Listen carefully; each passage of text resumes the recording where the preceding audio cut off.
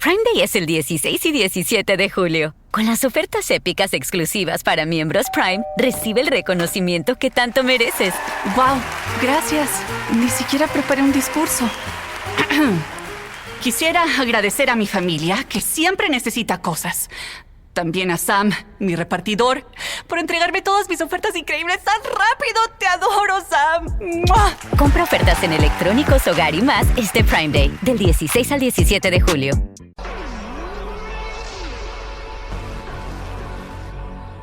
Welcome back to Heard Tell. Okay, she's back. Been a minute since she's been here, but we always enjoy talking to Leslie Corbally. She's another one of these great young voices contributors we have. She works for Libertas. You say it differently than I do because you're smarter than me and went to college and all them sorts of things, so you can explain it to the folks.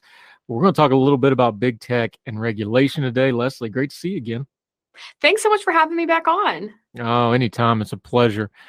I think we need to do a little background here because tech has become like a lot of things in culture and politics. It's become real buzzword heavy. Everybody just, Facebook's doing this. And of course, Twitter's eating everything up right now. There's some background we got to get through here. This particular lawsuit, this NCLA lawsuit, New Civil Liberties Alliance that we're going to be working with, you've wrote about it in Daily Caller. Read her whole piece. We're going to link to it. A lot of links in there too. Make sure you read all the links. This lawsuit's dealing mostly with Facebook, though. When we're dealing with regulation, especially Facebook, who is spending tens of millions of dollars of legislation, what's the background that's led up to this lawsuit to where you're touching on it? Because before we deal with the lawsuit, we got to know the groundwork of why there's a lawsuit and why there's a regulation problem in the first place, right? Sure. So this lawsuit, NCLA joined the lawsuit in August. It was initially filed by two attorney generals in Missouri and Louisiana. So the actual title of the lawsuit is Missouri v. Biden, I believe. So that's where you see these attorney generals were concerned with whether the federal government was essentially coercing private companies into making content moderation policies that were favorable to the government and the kind of information that the government wanted to flow to the public. So it stems from those issues that had arisen out of COVID disputes regarding what is and is not misinformation, what should or should not be shared. And it's the lawsuit's attempting to sort of uncover and unpack the relationship between the federal government and various technological companies, particularly Facebook. Yeah, in your piece, you kind of set it up this way. You said, the case will answer an important policy question. I'm quoting from your piece in the Caller. To what extent are the content moderation decisions social media companies have made over the last several years influenced by the threat of government action? Now, let's do just a little bit of background because people lose their mind when they talk about social media and we get stuck in the moment. Every company in America has decision-making based on government regulation because that's just, you have to, or you're not going to be in business very long, whether you're, a fast food joint or an oil change place or a medical company or whatever. Your whole business is regulated to some extent by the government. So of course you think about it. And of course the really big government agencies and the big businesses, they communicate with each other because you're talking about millions and billions of tax dollars and billions of profit and loss if you screw this stuff up. So just communicating is not malfeasance in and of itself. It's good business practice, good governmental practice, because you don't want the government just swinging the hammer. You want them warning people, like, do it. So that gets us to this lawsuit, though. We don't have a real good, hard, fast, defined lines here on that kind of communication, do we? And that's kind of the base issue here because social media, this was a disruptor. This changed how government and people and businesses communicated. And those blurred lines is where this lawsuit is trying to deal with. Is that a fair way to kind of summarize all this? It is. It's troubling in the sense that we don't have, like you said, there's not a clear delineation of what is appropriate communication between government actors and state and or government actors and corporate actors as it relates to the creation of their content moderation policies.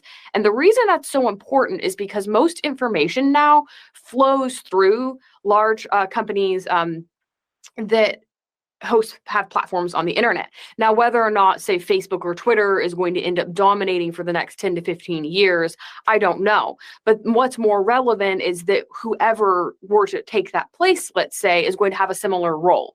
So it's the roles and the relationships that concern me more than, the particular company. Right. It's to what extent can government essentially, a report on Cato, by the way, I linked to that I think is really important, talks about this in terms of what's called job owning, which would be the government using its regulatory power to effectively coerce companies into creating policies they may not otherwise have chosen to create, so on and so forth. And what this really, in my opinion, highlights is the blurred lines between our public and private sectors across the economy. And that's really troubling because you don't want the government to have such a heavy-handed role in corporate decision-making, and yet that's exactly what you see. As you mentioned, it makes rational sense for these companies to be concerned with what government may or may not do in relation to their regulatory power over those companies. So that's, I think, the base level concern as well is what do we do to ensure that companies can act of their own volition without undue influence from government actors?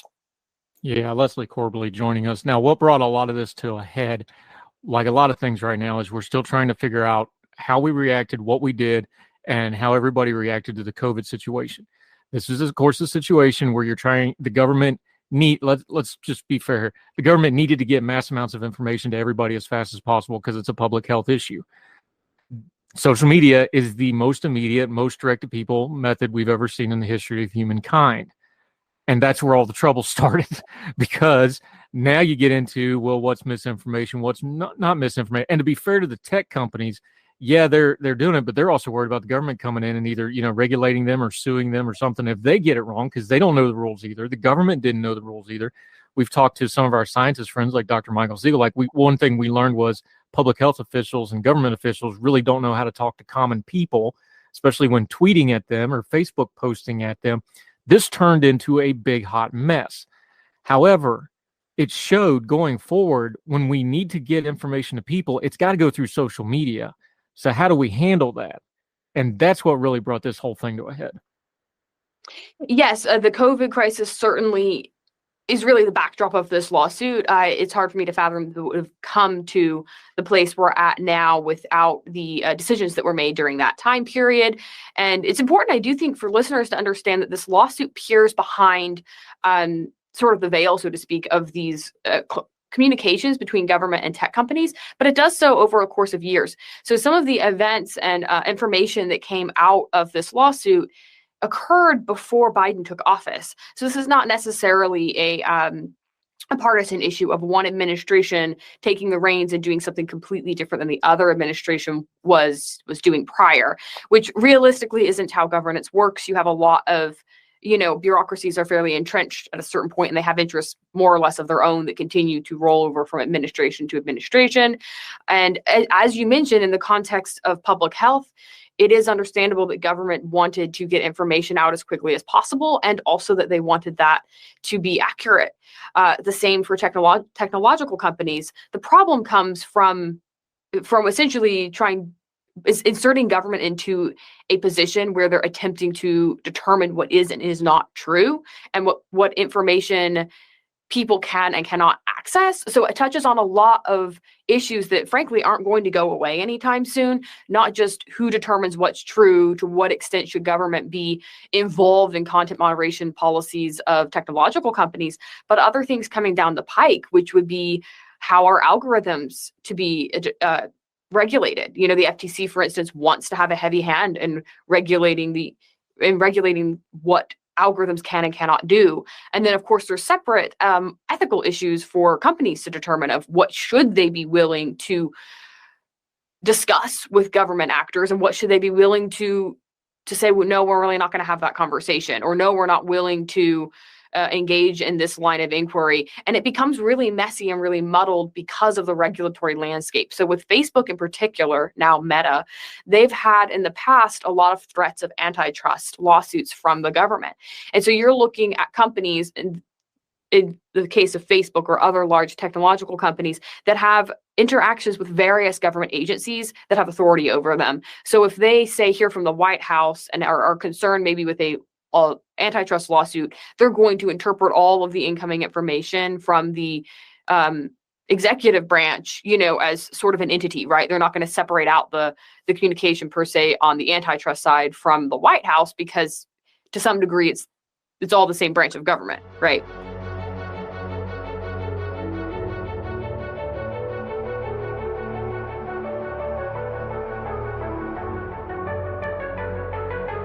Prime Day es el 16 y 17 de julio. Con las ofertas épicas exclusivas para miembros Prime, recibe el reconocimiento que tanto mereces. Wow, gracias. Ni siquiera preparé un discurso. Quisiera agradecer a mi familia, que siempre necesita cosas. También a Sam, mi repartidor, por entregarme todas mis ofertas increíbles tan rápido. ¡Te adoro, Sam! ¡Mua! Compra ofertas en electrónicos, hogar y más este Prime Day, del 16 al 17 de julio.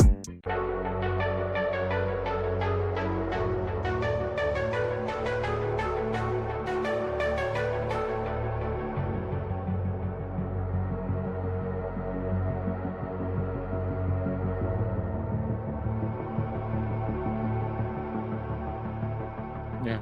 Leslie Corby joining us. Let's go to the legal aspect of this real quick. There's terminology in here that has to be hashed out legally, because when you go to something like a lawsuit, tort law, things like this, terminology matters. And it matters a lot because you're trying to discern intent from terminology. You spend, 2 paragraphs worth of time on here just on some terminology. Just listen to some of these words and you understand how the court gets turned up. You just mentioned one of them, algorithms. You got to define what an algorithm is. Misinformation. Well, what does that mean? Because that means something different. One person's misinformation is another person's lies, another person's I'm living my truth, right? Look at some of these other terms you point out. These are quotes. Turned up the heat. Well, what does that mean?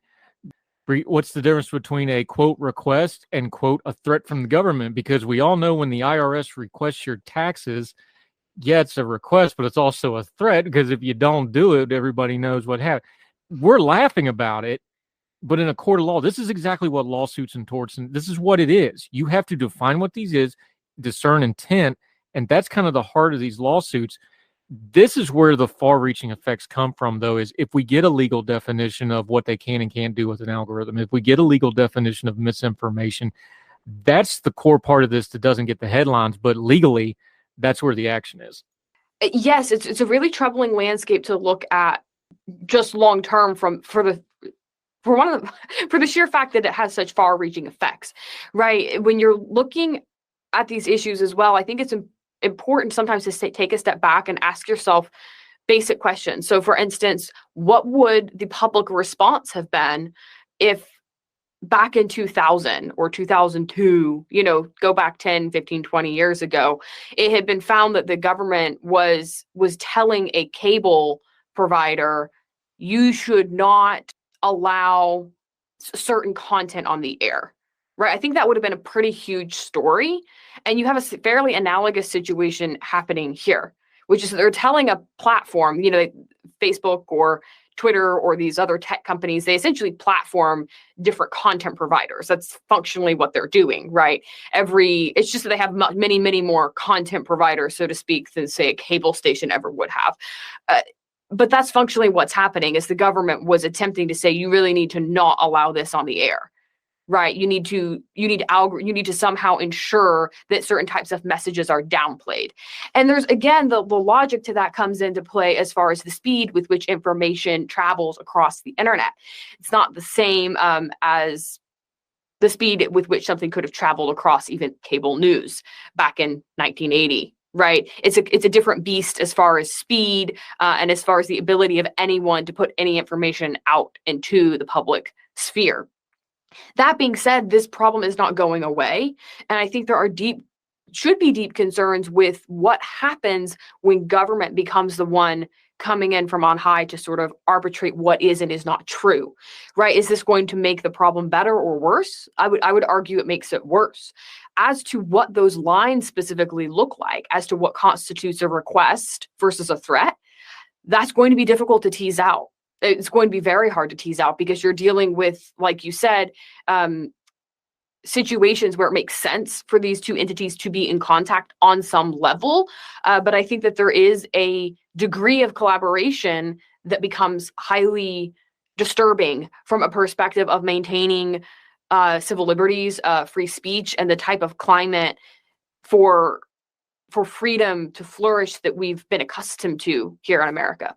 Right. Leslie Corby joining us. That was the legal details. Let's zoom back out big picture to what this case is going to eventually be about, even if it's not this case, the next case or the case after that, because this is going to keep happening in courts. This is the free speech thing. Despite what Facebook and Twitter tells you, private companies are not, subject to the First Amendment. The big question here is the more government is in charge of a communication thing, the more the First Amendment does apply, though, whereas before, you clicking that little content box and agreeing to terms of service, that changes things. The more the government's involved, the more the First Amendment applies. And the First Amendment applying to social media would solve 3 problems and it would create 14 more. That's kind of where this is all headed at some point, is that if the government is in charge of a media platform, the First Amendment applies. If they don't, it doesn't. That's the core constitutional issue here. Yeah. Absolutely. It's to what extent. It's essentially the question of the lawsuit is, does the collaboration between government and the technology companies amount to what would be called state action? Some would obviously argue that it does. Some would argue it does not. Right now, as the current state of the doctrine of state action is very difficult for plaintiffs to win on the grounds that something amounts to state action. Those are difficult lawsuits to mount and win. That being said, there clearly has to be a line somewhere to determine, the state is in fact as passing off its power to a corporate actor, right? And allowing or sort of forcing a corporate actor to engage in conduct that the government cannot constitutionally engage in itself. So in some ways, sort of deputizing a company to engage in conduct that would otherwise violate the Constitution. So again, whether or not this passes muster in a court of law is to be determined, but the lawsuit is ongoing, and right now, as it stands, government officials, not just individuals, but government officials such as Dr. Fauci will be deposed, which will bring more information to light and hopefully shed light on the nature of this relationship and maybe how likely the lawsuit is to fare moving forward. Yeah, this is going to be messy no matter what. Give us the timeline, though, for folks who want to keep up with this issue. I know they're waiting on depositions. There's going to be a court ruling on standing here. Give folks a little bit of a timeline if they want to keep up with this case and what's coming next.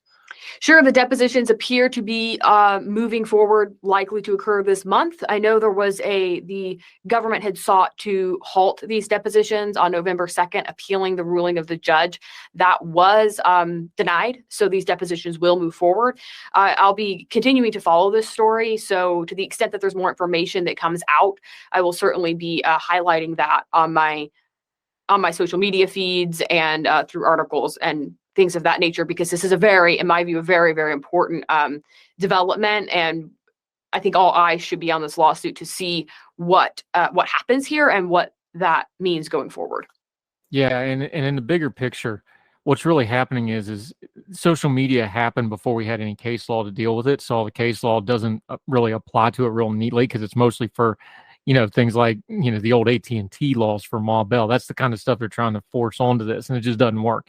So we're building the case law for what these laws are going to look like in the future, and it's very important stuff. That means we're going to have you back and talk about it more, which we'll happily do because we love having you on. Leslie Corby, let people know until we do that, how they can keep up with you, how they can keep up with the story, like you just said, your social media, your Young Voices, and everything else you got going on. You're a professional mover and shaker. You got some stuff coming up. Let folks know all about it. Sure. Thanks so much. Always happy to chat. So you can follow me on @CorbleyLeslie. That's my Twitter handle. I also have a website, just lesliecorbley.com. It's real easy.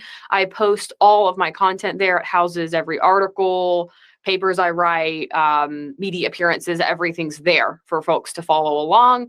Those are 2 major platforms I use. I'm also, of course, on libertas.org. They publish all my work. I publish articles for them and do a lot of great work there. You can also follow me. Those would probably be the three main platforms to follow me on right now. And of course, follow Libertas for other fantastic content. And as always, I appreciate being on to chat with you. And Young Voices has been phenomenal to work with. Yeah, they really have been. I've always enjoyed it. We appreciate your time. We're going to link to all this. Again, this piece has got a lot of links in the piece that you got to go through and read to kind of get the full context on this stuff. Do your homework, folks. We'll link to it. Make sure you read the whole thing. Follow her on social media, Leslie Corbley. We always appreciate the time, and thank you so much. We'll talk to you real soon. Thanks. Thank you.